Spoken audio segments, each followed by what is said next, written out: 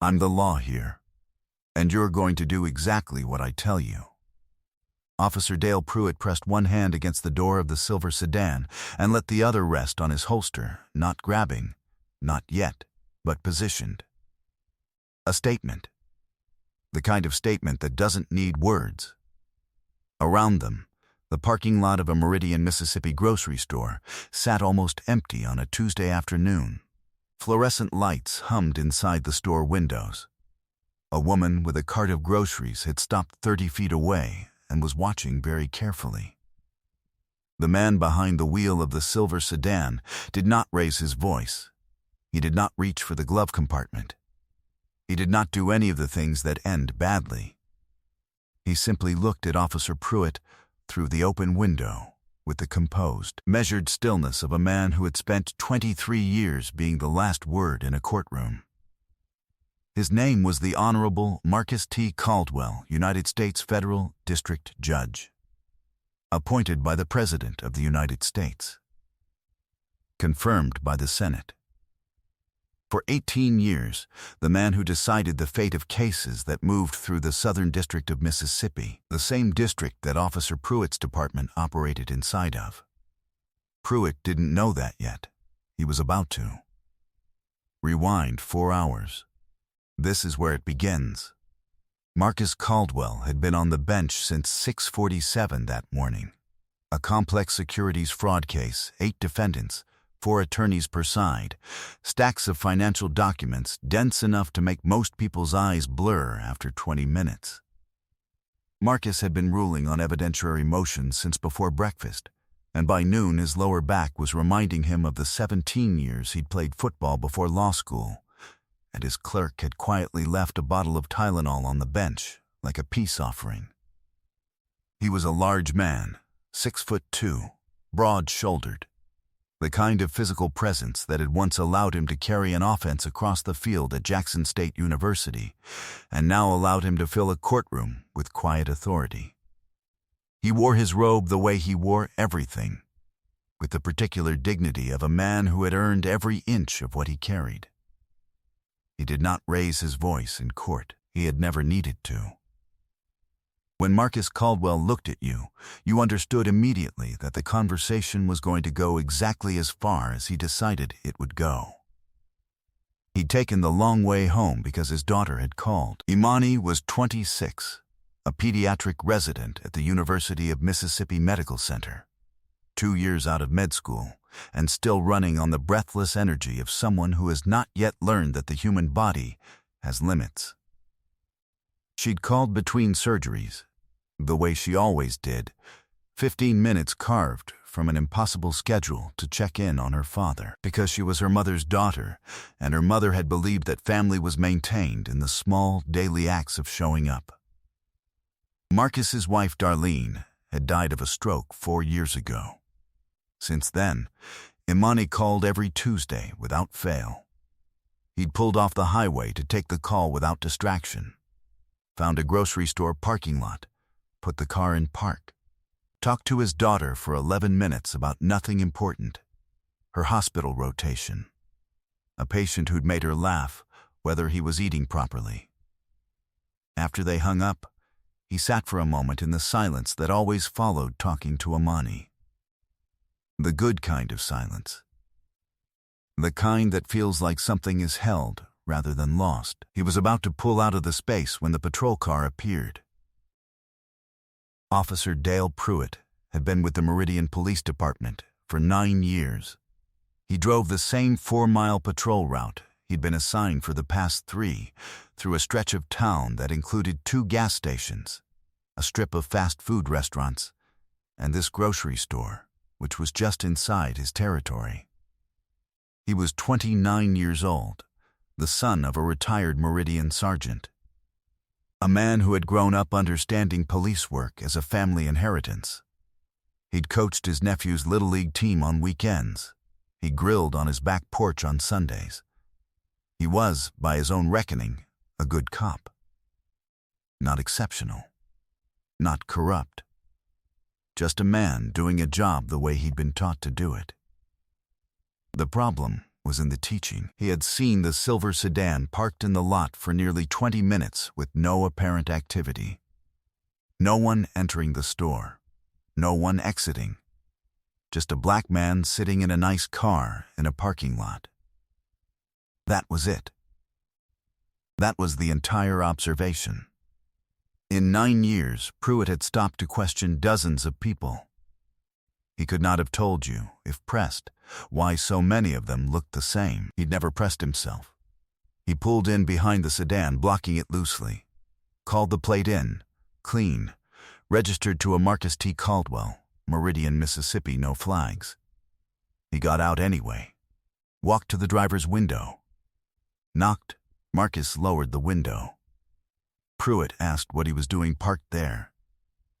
Marcus explained, calmly, that he had stopped to take a phone call and was about to leave.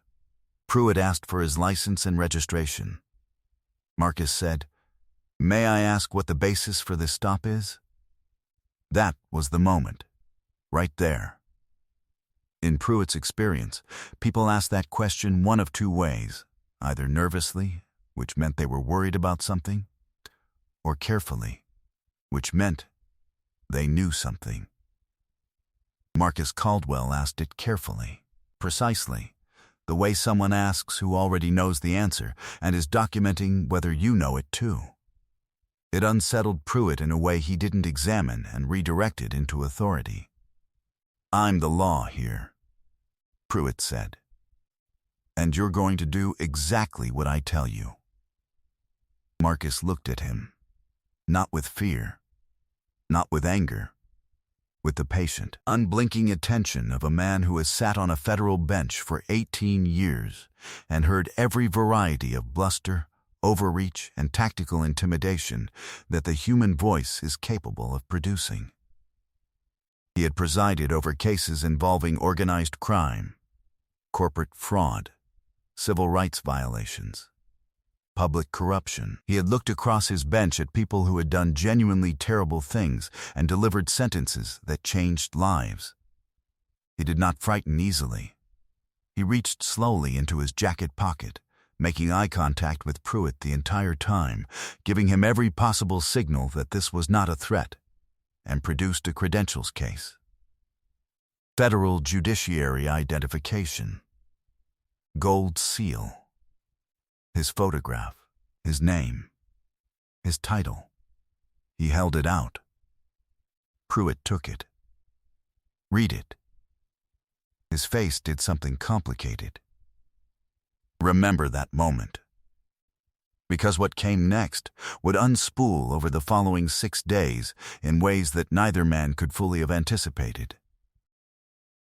Here's what Pruitt did, and here's why it mattered. He handed the credentials back. He told Marcus he was free to go. He did not apologize. He walked back to his patrol car, sat in it for approximately 90 seconds, and then drove away. Marcus watched him go. He noted the badge number, which he'd memorized from the moment Pruitt stepped out of the car. Because Marcus Caldwell had grown up in Mississippi in the 1960s and 70s, and had learned before he learned algebra that you remember badge numbers. He noted the time. He noted that the woman with the grocery cart had taken out her phone and appeared to have been filming since approximately the moment Pruitt said the words that were now sitting in the air like smoke. Marcus pulled out of the parking lot and drove home. He did not call anyone that night. He sat at his kitchen table with a glass of water and thought about what had just happened with the care and precision he brought to every decision he made. He was not a reactive man. He had never been a reactive man. His mother had told him, when he was 9 years old and furious about something at school, that a man who reacts has already lost the first move. He'd carried that for 53 years. He thought about whether to file a formal complaint and what it would cost and what it would produce. He thought about the 9 years Pruitt had been on the force and how many parking lots there had been before this one and how many men who had not been federal judges had sat in them and been told that someone else was the law. He thought about his daughter and what she had inherited from him by blood and by proximity. The same careful stillness, the same composed dignity, the same requirement that she exercised both in situations that did not require them of everyone. He slept. In the morning he called his former law clerk, a young woman named Priya Nair, who now worked at the Mississippi Clue. Not to file anything, not yet. Just to talk through the legal landscape. Just to understand, with precision, what the options were. Priya listened to the whole account without interrupting. Then she said, very quietly, "Judge, do you know about the Meridian PD consent decree?" He did not. She explained. 3 years ago, the Department of Justice Civil Rights Division had completed an investigation into the Meridian Police Department's pattern of racially discriminatory stops. The findings had been damning: disparate stop rates, inadequate supervision, a culture of non-accountability. The department had entered a federal consent decree, a binding legal agreement requiring specific reforms monitored by a federal court. The monitoring judge had retired 6 months ago. The case had been reassigned to the Southern District of Mississippi. Priya let the silence sit for a moment. Then she said, "Judge, you are the monitoring judge on the Meridian PD consent decree." Marcus set down his coffee cup. He did not rush. That was the thing people wouldn't understand later. How measured he was. How absent of personal vendetta.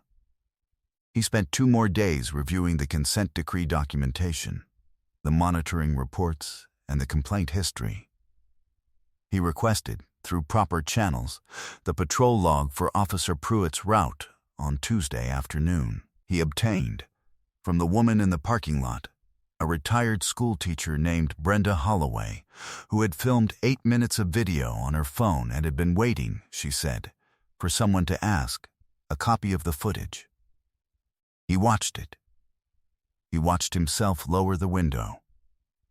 He watched Pruitt's body language, the hand on the holster, the particular arrangement of physical authority designed to communicate that there was one right answer and one wrong answer to every question being asked. He watched Pruitt say something he already knew had been said, because he had been there. And he watched Brenda Holloway's hand shake slightly as she held the phone, because she was afraid of what she was watching even from 30 feet away. He filed the paperwork on Friday. Not a personal complaint. A formal judicial inquiry, initiated in his capacity as the federal consent decree monitor, citing the incident as a potential compliance violation. He notified the Meridian Chief of Police, the City Attorney, and the Department of Justice Civil Rights Division. He attached the patrol log, the credentials documentation, the timestamp data, and Brenda Holloway's footage with her written consent. He signed it the Honorable Marcus T. Caldwell, U.S. District Judge. He mailed it. Then, he went back to the securities fraud case. What happened inside the Meridian Police Department on the Monday that paperwork arrived was something that witnesses described. Later and separately, with strikingly similar language, it felt like the air pressure changed. Chief Raymond Garrett had been in his position for 11 years. He was a pragmatic man who ran a department with genuine competence in many areas and genuine blind spots in others. And he understood the consent decree the way administrators often understand compliance documents, as a procedural burden rather than a living accountability. He had submitted the required monitoring reports on schedule. He had attended the required training sessions. He had been, in his own estimation, cooperating in good faith. Then a federal judge handed him documentation showing that one of his officers had conducted a baseless stop on the consent decree's own monitoring judge, used language that asserted personal authority over federal law, and had zero documentation in his patrol log for the encounter, despite it appearing on time-stamped footage. The missing log entry. That was the detail that turned a compliance problem into something worse. Pruitt hadn't noted the stop at all. Which meant either the stop wasn't in his log because he knew it was wrong, or the department's logging procedures were so inadequate that an officer could simply omit contacts at will, which was itself a consent decree violation. Independently, Garrett called Pruitt into his office within the hour. Pruitt sat across from his chief with the log entry question between them like an object on the desk. He tried 2 explanations. First, that he'd meant to log it and forgotten, then that it hadn't risen to the level of a formal stop in his judgment. Garrett listened to both. Then he put the footage on his desktop screen and played it without comment. They both watched. Pruitt's jaw was set by the end. He knew what was on the footage. He'd said what he'd said. He didn't dispute that. What he disputed, still, with the particular stubbornness of a man who has never had to fully reckon with his own assumptions, was whether what he'd done was wrong. In his mind, he had seen a man sitting alone in a parked car and done his job. That the man turned out to be a federal judge was an embarrassment. A mistake, not a symptom of anything larger. Garrett did not try to convince him. That conversation was for another time and a different kind of reckoning. Right now, there was a federal compliance filing on his desk and a Department of Justice contact number in his phone that he was about to dial. The formal compliance hearing was scheduled for 3 weeks later. Standard process under the consent decree. Marcus would not preside. Proper procedure required a different judge for a hearing in which he was both monitor and incident witness. But he would submit his documentation and testimony. Chief Garrett cooperated fully and immediately, which his attorney had strongly advised. The city's legal team spent 2 weeks preparing a response that acknowledged the stop's inadequacy, documented the missing log entry as a serious procedural violation, and outlined a corrective action plan. Pruitt was placed on administrative leave pending the hearing. Not fired. Not yet. But pulled from patrol. His badge surrendered. His credentials under review. His union filed a grievance, which was their right. The department responded with 31 pages of documentation showing that Pruitt's stop history over 9 years showed a statistical pattern. Stops initiated without log justification, predominantly affecting black men driving alone, that had never triggered an internal review because no one had ever looked at the aggregate picture before. Someone was looking now. The morning of the hearing, Brenda Holloway, the retired schoolteacher who had stood in that parking lot holding a shaking phone, sat in the gallery of the federal courthouse in her church clothes. She had been asked to submit her footage as evidence and had done so. She had not been asked to attend. She had come anyway. She told the woman sitting next to her that she'd taught 4th grade for 31 years, and in 31 years she'd learned that showing up was the only way to make sure things were real. Marcus submitted his documentation through the formal channels. He was not present in the hearing room. That was appropriate. That was how it should work. Not personal, not theatrical, just the machinery of accountability operating as designed. The hearing lasted 4 hours. The ruling came 11 days later. Officer Dale Pruitt was terminated from the Meridian Police Department on a Thursday morning, 14 weeks after a Tuesday afternoon in a grocery store parking lot. The consent decree compliance ruling found 3 violations: the unjustified stop, the missing patrol log entry, and, identified in the course of the department's own internal review, a pattern of undocumented contacts stretching back 6 years that constituted systemic non-compliance with the decree's accountability requirements. The ruling required the department to implement immediate supervisory reforms, mandatory body camera logging protocols, and a third-party audit of all patrol contacts from the preceding 3 years.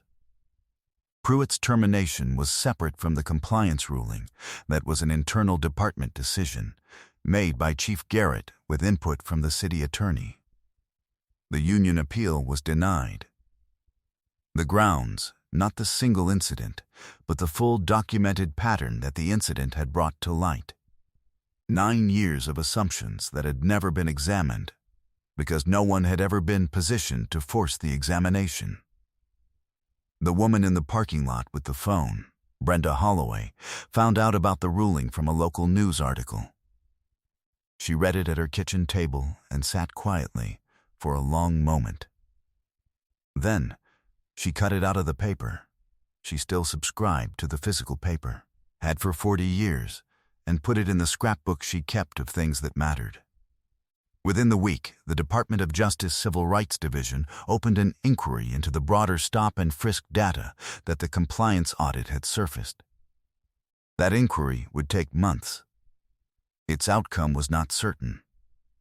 These things rarely are, but it was open, which meant it was real, which meant it was more than what had existed the Tuesday before. 6 months after a grocery store parking lot, Marcus Caldwell sat in his courtroom on a Wednesday morning, presiding over a case that had nothing to do with any of this. A straightforward civil contract dispute. The kind of case that ends quietly and correctly and is forgotten by most people within a week of the ruling.